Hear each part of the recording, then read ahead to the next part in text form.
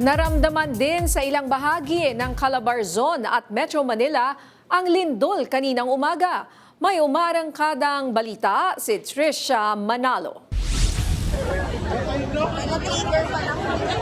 Sa videong ito, makikita na nagsilabasan mula sa kanilang mga opisina ang mga empleyado ng Quezon Provincial Capital sa Lucena City matapos maramdaman ang lindol.